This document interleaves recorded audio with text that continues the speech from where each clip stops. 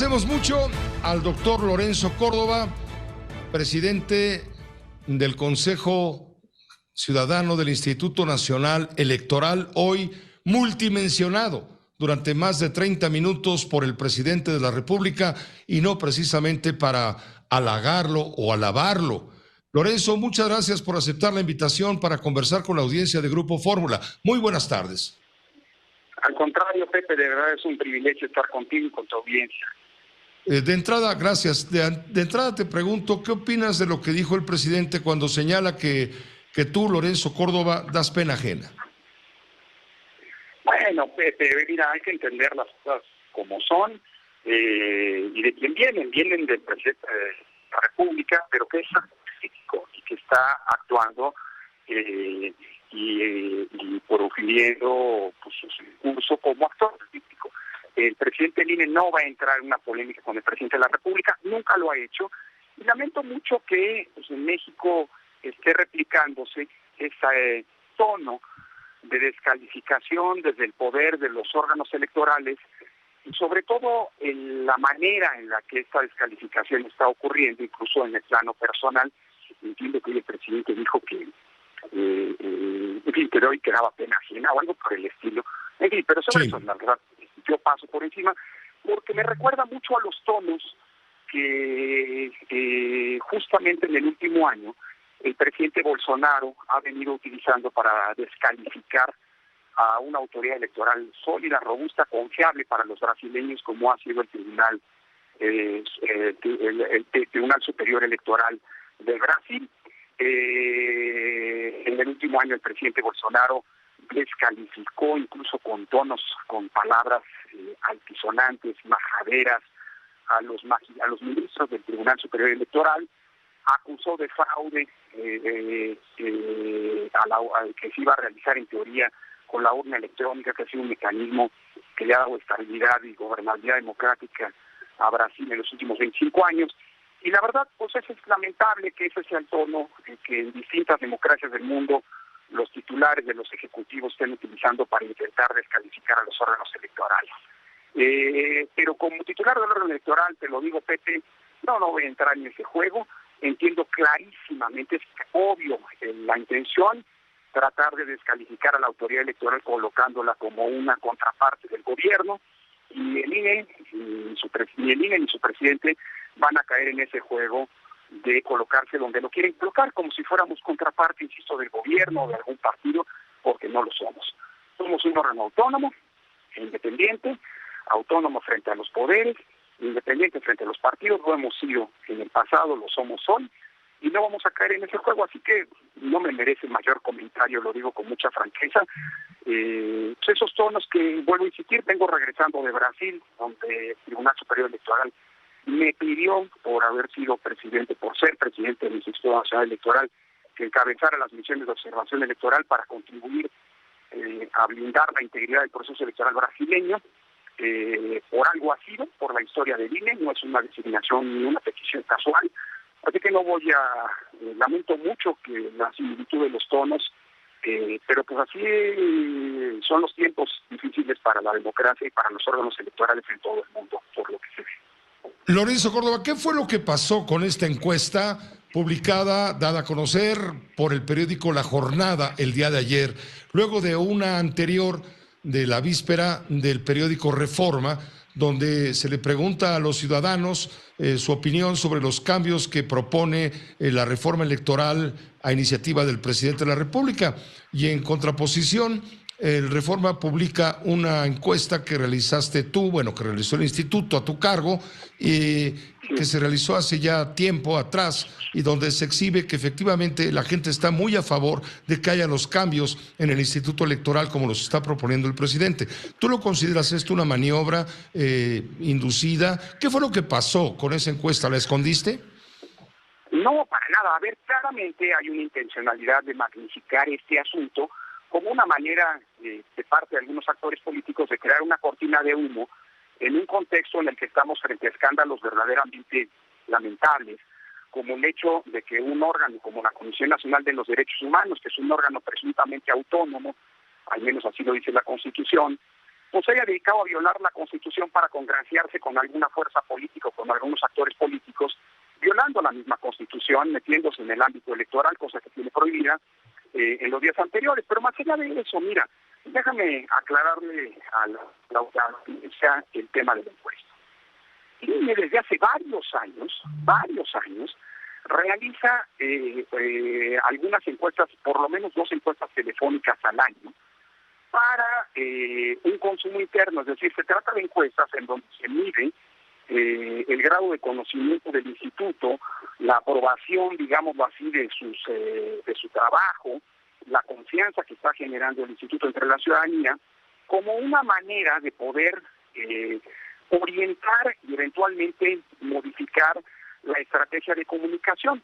El INE es una institución, como todas las instituciones públicas, que vive de la confianza ciudadana. Y para nosotros es muy importante poder tener una especie de balance, de termómetro, de si estamos haciendo bien las cosas o no, en esa comunicación pública en la que explicamos los temas, sobre todo en un periodo en el que estamos bajo fuego desde los circuitos, bajo una acusación y una descalificación permanente, insisto, como el Tribunal Superior Electoral de Brasil, desde los circuitos gubernamentales. Entonces, estas encuestas que realizan periódicamente son para consumo interno, y esto quiere decir que son para evaluar si vamos bien o hay que corregir nuestra estrategia de comunicación. Sin embargo, como se realizan con recursos institucionales, todas estas encuestas se colocan en el portal de transparencia, de modo tal que cualquier ciudadano interesado puede conocer pues, esas encuestas, ¿me explico? Nosotros no tenemos nada que ocultar, a diferencia de lo que mañosa y mentirosamente han querido construir algunos actores políticos. De hecho, esta encuesta en particular estuvo en el portal de transparencia colocada desde el 15 de octubre. Así que cualquier persona que hubiera estado interesada podría desde el 15 de octubre conocer en su integralidad esa encuesta. Ahora, no se publica, no porque el objetivo de la encuesta es una encuesta de consumo interno. ¿Tú sabes cuántas empresas, instituciones públicas o realizan encuestas?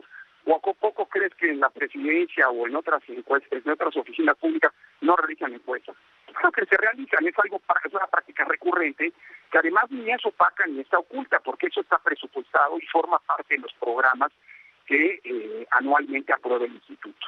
Dicho lo anterior, en estas encuestas siempre se hace una evaluación de cómo va el instituto, pero también se aprovecha para tocar algunos temas de coyuntura que nos permitan a nosotros pues, sondear qué opina la ciudadanía. Por ejemplo, en la encuesta de la primera mitad de este año, que se levantó en abril, se consultó, además de cómo va el instituto, pues obviamente qué opinión se tenía respecto de la actuación del mismo en la revocación del mandato.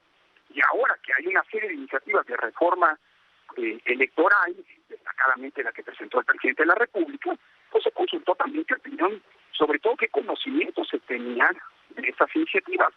Y lo que esta encuesta que se levantó hace 2 meses nos revelaba es que pues muy poca gente, solamente el 27% conocía que había un proceso de reforma electoral y ciertamente se pronunciaban esos pocos que conocían a favor de la iniciativa presentada por el presidente.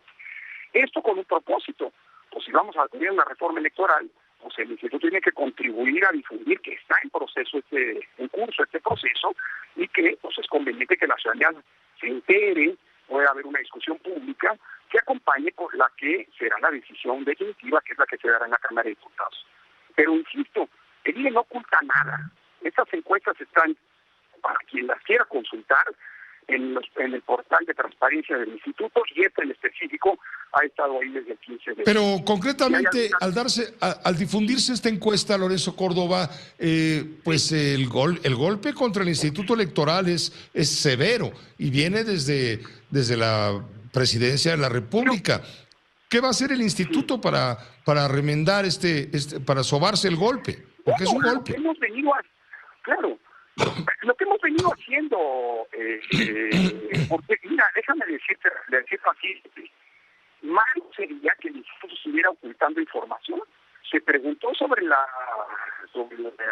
reforma electoral, claro, pero el instituto no milita ni a favor ni en contra de ninguna de las propuestas. Le importa al instituto si existe información cierta y objetiva para la discusión que se va a dar. Por ejemplo, es una mentira esto que se anda diciendo de que el INE es el órgano más caro del mundo.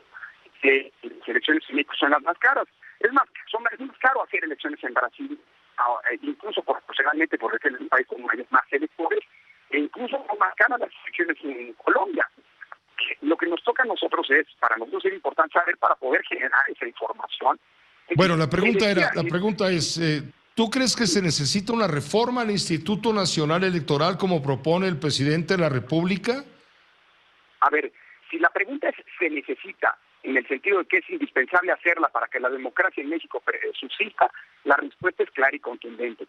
No, si no hay reforma, con las reglas que tenemos, perfectamente podrá el INE organizar la elección del 2024 sin mayor problema. De hecho, estas reglas actuales nos han permitido en los últimos 8 años y medio organizar 330 elecciones y ninguna de las cuales, entre federales, locales, ordinarias y exteriores, y ninguna de las cuales ha tenido un conflicto postelectoral, ninguna. Han dado que la alternancia a través de las urnas en la historia. Cerca del 62% de índice de alternancia, es decir, se ganó una elección y apenas tenga cada 3 probabilidades de ganar la que sigue. Es decir, el sistema electoral funciona. Se puede mejorar, sin duda. Pero si el punto es indispensable hacer una reforma, la respuesta es no. Si es pertinente hacerla, sí, pertinente siempre y cuando se cumplan 3 condiciones. Primero, un amplio consenso, que no vaya a hacer que la reforma sea el producto de un mayoriteo, porque entonces quien se vea excluido, y el día después va a decir que perdió por culpa de las reglas. Y esto ya lo vivimos en México. Segundo, que sea una reforma para mejorar lo que tenemos. Si se trata de una reforma para perder la autonomía del órgano electoral, si se trata de una reforma para acabar con el servicio profesional electoral, si se trata de una reforma que le quite al INE la realización del padrón electoral y se lo dé a otro órgano, por ejemplo, la Secretaría de Gobernación, perdóname, sería una reforma regresiva y creo que no está, tantos esfuerzos que hemos hecho, no están como para que perdamos las conquistas que tenemos. Y finalmente, pues que sea en consecuencia, que sea una reforma para mejorar, ¿no?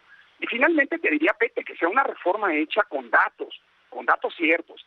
Sí vamos a entrar con la demagogia que el INE, sí claro que el INE y el sistema electoral, pero no son ni los más caros del mundo, como se dice, ni el dinero se malgasta, porque el INE hoy hace una serie de funciones que no realiza ningún otro órgano electoral del mundo, como por ejemplo monitorear la radio y la televisión de todo el país, y brindarle, gracias a ese monitoreo, un servicio gratuito que le está ahorrando centenares de millones de pesos a la Secretaría de Gobernación, porque le brindamos hoy servicios gratuitos de monitoreo.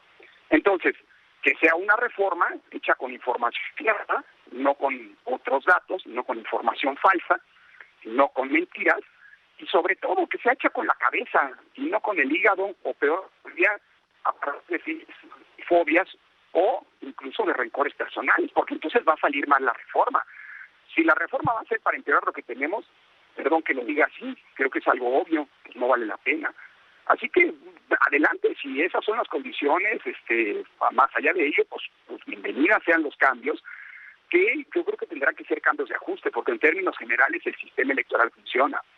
Si lo que se plantea es dinamitar todo lo que tenemos para volver a construirlo desde cero, pues la verdad no sé si valga la pena, porque es un sistema electoral el nuestro, que hoy goza del reconocimiento. Aquí me obligas a preguntarte, claro, me obligas a preguntarte, Lorenzo Córdoba, finalmente, entonces, ¿qué pretende el presidente de la República al proponer esta reforma? Si, como dices tú, lo electoral funciona. Habrá que hacer ajustes, ciertamente. Habrá que reformar para mejorar, ciertamente. Creo que no es importante reducir. Exacto, y abaratar el sistema. Sí, pero ¿qué busca el presidente con esta reforma al pedir que los consejeros ciudadanos sean electos por el voto, al quitar los plurinominales y luego que todos que los partidos sean los que propongan, no sean los electores los que elijan a sus representantes? ¿Qué es lo que propone esta reforma? ¿Qué es lo que propone el presidente con esta reforma? Dicho en pocas palabras, Lorenzo Córdoba. Mira, no sé qué es lo que proponga, a veces pero que sí se queda claro es que el Instituto Nacional Electoral que hoy tenemos, hay a quienes no les gusta. Y una simple y sencilla razón, para decirlo con todas las palabras. Porque en el INE defendemos y ejercemos nuestra autonomía y nuestra independencia todos los días. En el INE somos autónomos, lo hemos sido y lo seguimos siendo y lo seremos en el futuro, autónomos frente a cualquier poder político, económico o ideológico, y somos independientes de cualquier partido político. Esa ha sido la máxima con la que se han tomado las decisiones, y evidentemente hay a quienes eso no les conviene. No es lo mismo ser oposición y pedir que haya alternancia a ser gobierno y pedir que no haya alternancia, y por lo tanto, pues las reglas que cuando en su momento demandaste como oposición, pues ya no te gustan cuando eres gobierno. No estoy juzgando que esas sean las razones, no lo sé, pero me queda claro que si hay una animadversión al INE, por cierto, el órgano que ha organizado todas las elecciones, todas sin excepción, que ha ganado Morena, y que han ganado, por cierto, en los últimos años también otros partidos, porque en democracia nadie gana todo y nadie pierde todo. Si hay algo que genera inconformidad respecto del INE hoy, a mí me queda claro que es el hecho de que el INE no es un órgano, como por ejemplo otros, como ha ocurrido ahora con la Comisión de Derechos Humanos, y permíteme aprovechar este espacio, Pepe, si me das la licencia. Claro, desde luego. Anunciar que en los próximos días vamos a presentar una controversia constitucional en contra de la Comisión Nacional de los Derechos Humanos, porque es un órgano que ha violado desde nuestro punto de vista la Constitución, excediéndose en sus atribuciones y metiéndose a hacer pronunciamientos en un tema que tiene vedado por la propia Constitución, que es el tema electoral. Así que ¿cuándo van a presentar la controversia contra la CNDH, Lorenzo? En los próximos días estamos trabajándola, tiene que ser una controversia como todo lo que hace el INE, muy seria, muy bien sustentada, de modo tal que estoy convencido que la Suprema Corte de Justicia restablecerá el orden constitucional, porque hoy lo que tenemos es una institución que claramente está haciendo un juego político. Y a lo mejor eso es lo que molesta, que el INE no es una institución que actúe políticamente, sino conforme a la ley y independientemente de quiénes sean los beneficiarios o perjudicados por las decisiones que tomamos, ¿no? ¿Niegas entonces que el INE esté en manos de la oligarquía y de los conservadores, como dice el presidente? Pregunta, si eso fuera, ¿cómo es que ha ganado quienes están en contra de la oligarquía y de los conservadores? Pues hombre, así de elemental, es un discurso exactamente similar al que hemos escuchado en Brasil en los últimos meses. Y afortunadamente en México y en Brasil, hoy nos gobierna quien ha decidido la ciudadanía, gracias a que se ha podido expresar libremente en un sistema electoral allá que garantiza el ejercicio libre de los derechos políticos y también las condiciones de equidad, y que no se ha doblado el sistema electoral frente al poder, ni en Brasil ni en México.